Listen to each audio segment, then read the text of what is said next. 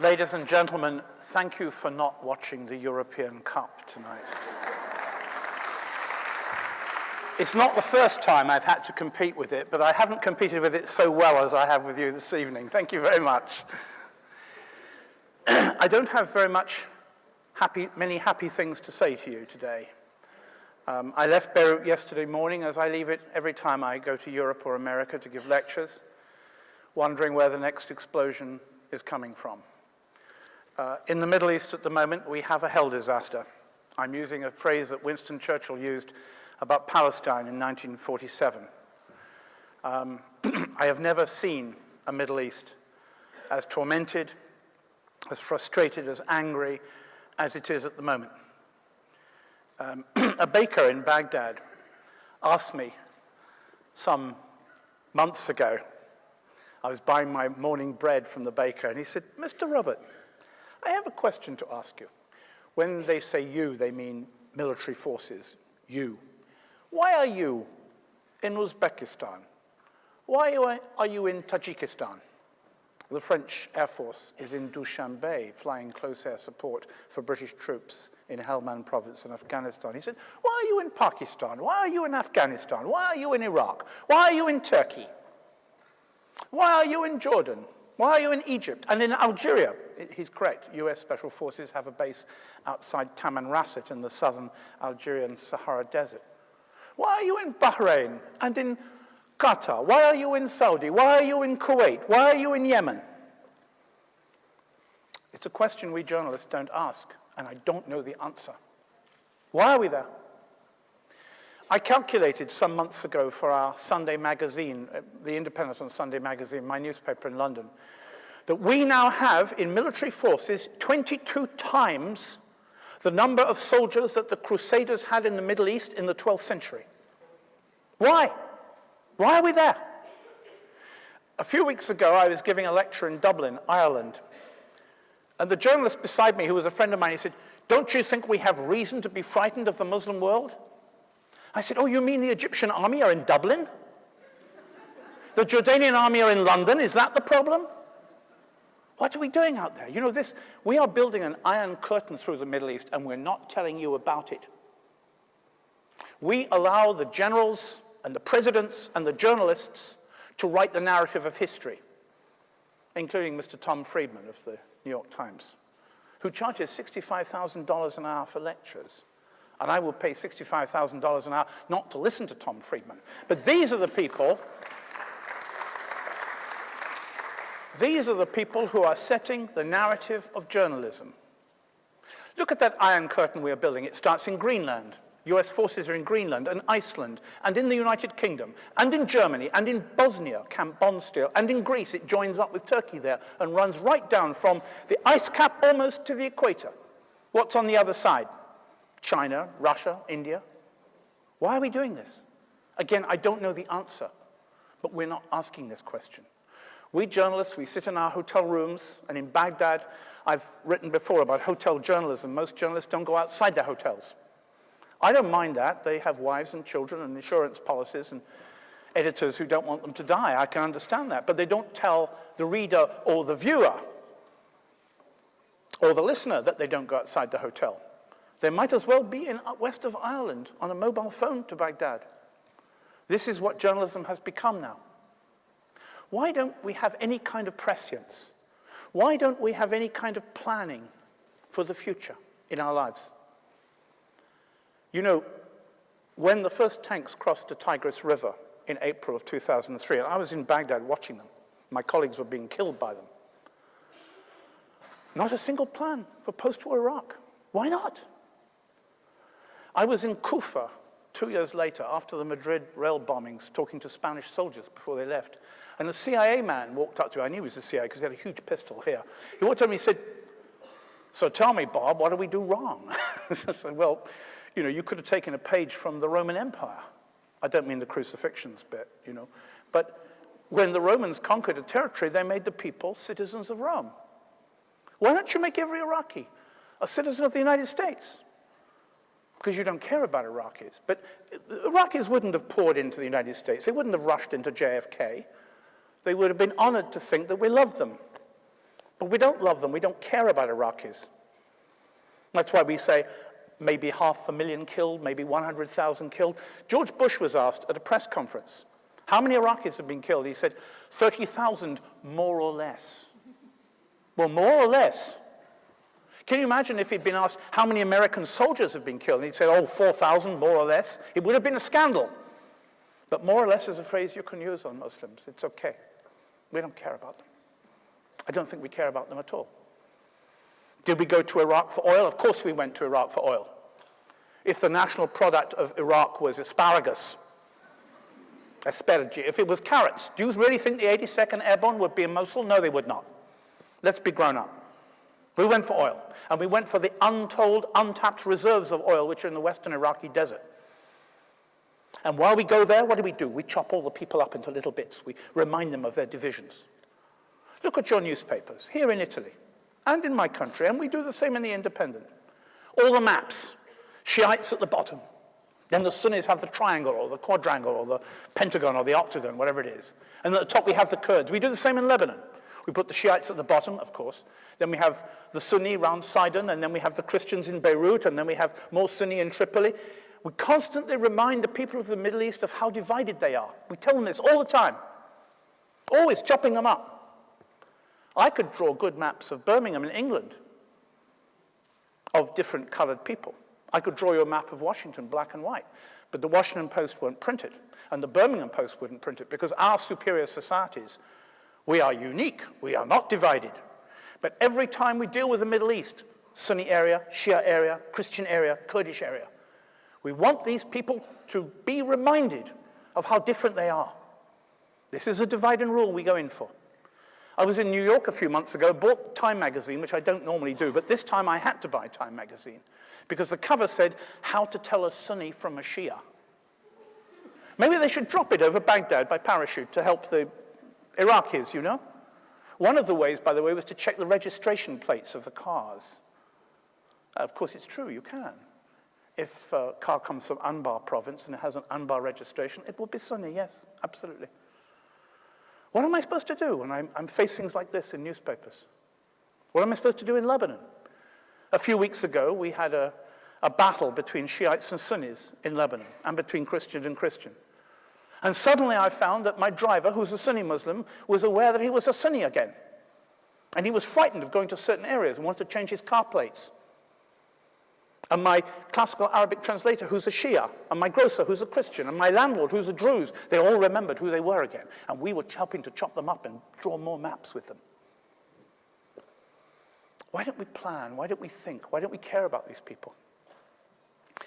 I was researching for a chapter on my next book. I don't advise you to read it. It's going to be another huge volume. But anyway, a chapter on Winston Churchill in the Middle East.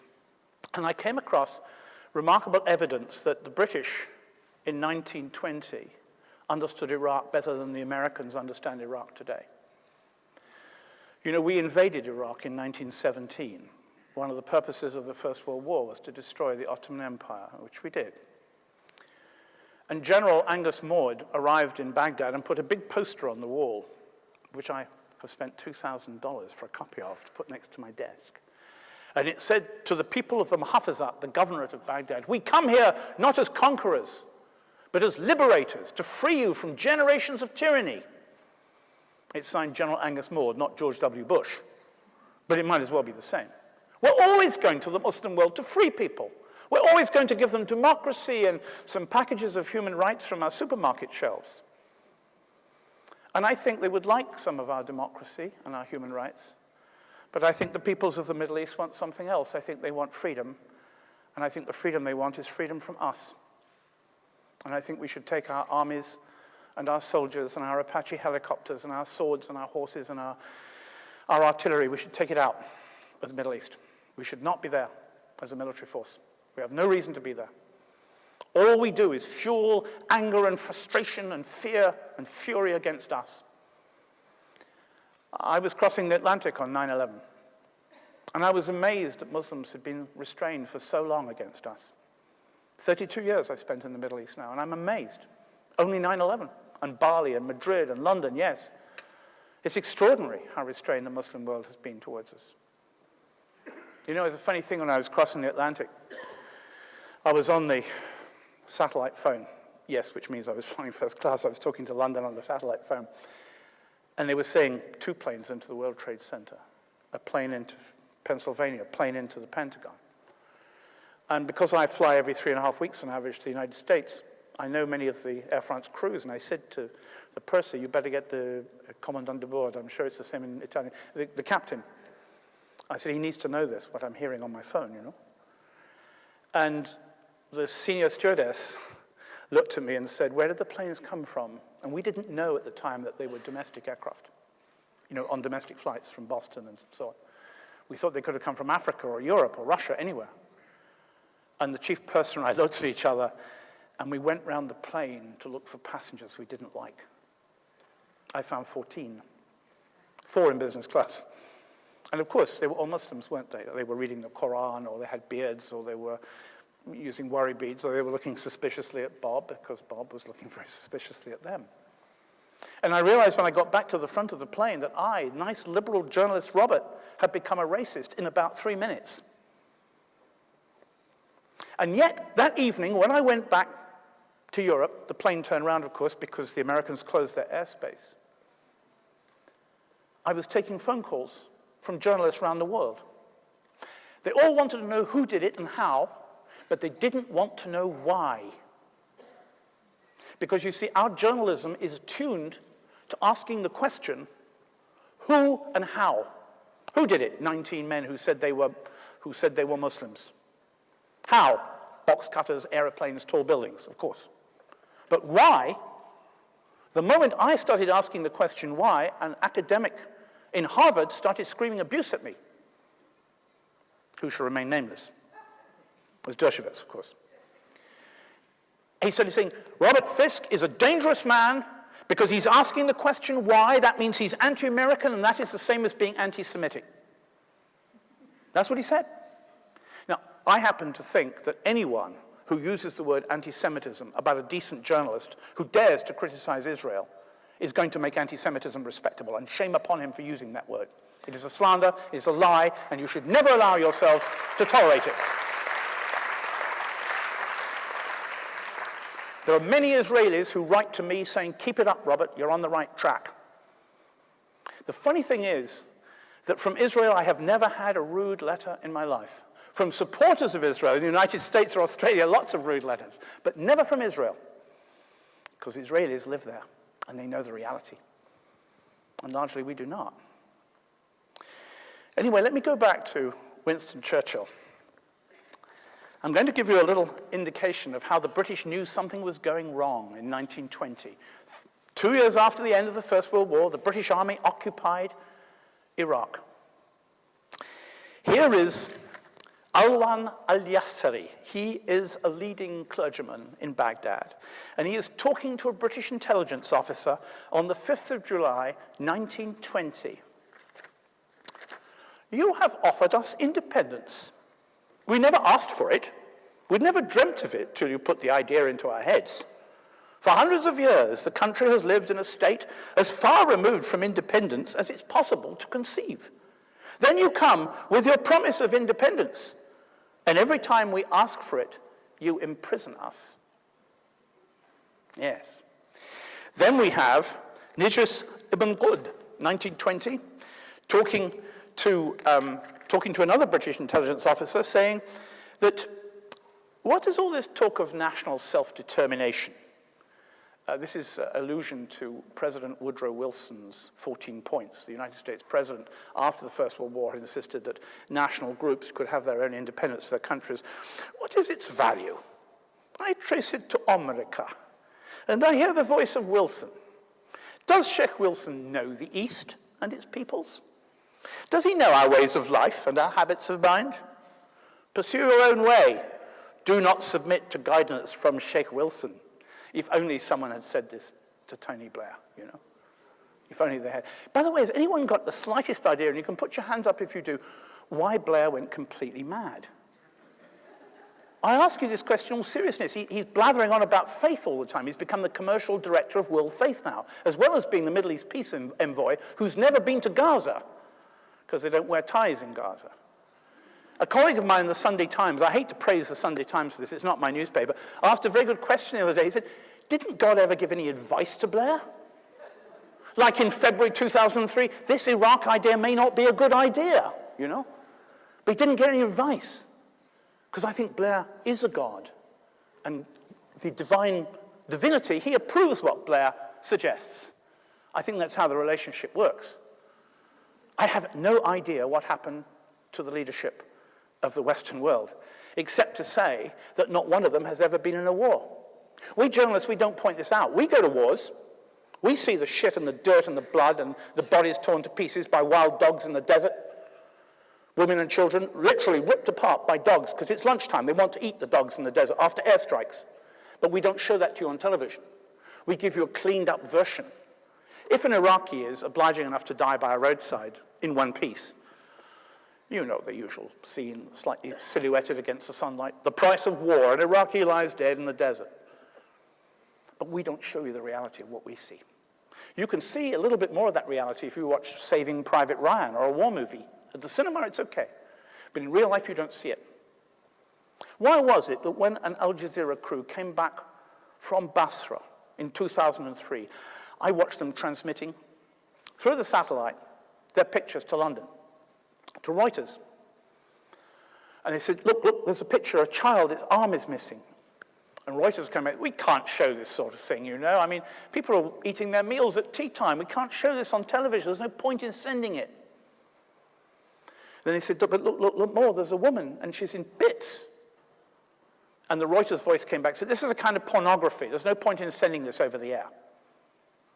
And then in the end, they were almost weeping. The Al Jazeera crew, who'd taken great risks to get back from Basra under fire, were showing more and more pictures. These people, by the way, had been butchered by British Army artillery. And the voice came back over the... I was mesmerized. I was sitting taking notes. This was my story for that night. And the Reuters voice came back and he said, you know, we can't show these pictures because we have to show respect for the dead. We don't show respect for them when they're alive. We don't show respect for them when we're tearing them to pieces. But when they're dead, we have respect for them. How much we love the people of Iraq and the Muslim world. There was a time when journalists looked ahead and were prescient. I did my PhD on Irish neutrality in the Second World War, and Churchill is not my hero. But here is Churchill on Palestine. This is Churchill in an essay, Winston Churchill, an essay he wrote in 1937, 11 years before the foundation of the State of Israel, 11 years before the Nakba, the Palestinian catastrophe, and the expulsion, running away of 750,000 Palestinians from that part of Palestine that became Israel. Winston Churchill, 1937. Remember, there were still 2 years before the Second World War. The wealthy, crowded, progressive Jewish state will lie in the plains and on the seacoasts of Palestine. Around it in the hills and the uplands, stretching far and wide into the illimitable deserts, the warlike Arabs of Syria, of Transjordania, of Arabia, backed by the armed forces of Iraq, offer the ceaseless menace of war. To maintain itself, the Jewish state must be armed to the teeth and must bring in every able-bodied man to strengthen its army. But how long would this process be allowed to continue by the great Arab populations in Iraq and Palestine? Can it be expected that the Arabs would stand by impassively and watch the building up with Jewish capital and resources of a Jewish army equipped with the most deadly weapons of war until it was strong enough not to be afraid of them? 1937. And if ever the Jewish army reached that point, who can be sure that, cramped within their narrow limits, they would not plunge out into the new, undeveloped lands that lie around them?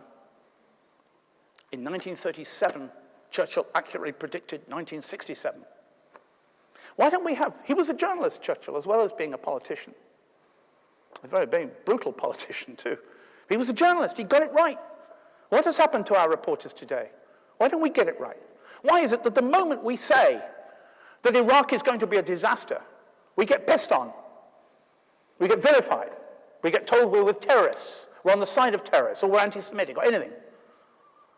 How come journalism has become so mute, so safe? You only have to look at the American version. I'm not advising you to watch CNN. Well, watch CNN just once only. Watch a presidential press conference. All the journalists, Mr. President, Mr. President. Huh? And he says, yes, John, yes, Bob. That's the relationship. It's osmotic, it's parasitic. And in America in particular, questioning power has become unpatriotic and thus potentially subversive. Amira Haas, who was here not long ago, she and I had a conversation in Jerusalem. This is the very fine Israeli journalist for Haaretz. We had a conversation in Jerusalem more than 2 years ago, which we were debating what was the job of a foreign correspondent. And of course, Robert Fisk did his British thing, we are the first witnesses to history, the usual thing. And Amira said, no, Robert, you're wrong. She said, our job is to monitor the centers of power, to challenge authority, always, especially when they go to war, and especially when they tell lies to do it. And that is the best definition I've ever heard of what our job as foreign correspondents should be. You have to take the sticks and stones if you're going to try and do that, sometimes literally. But it's worth it, and we should do it, and we don't do it.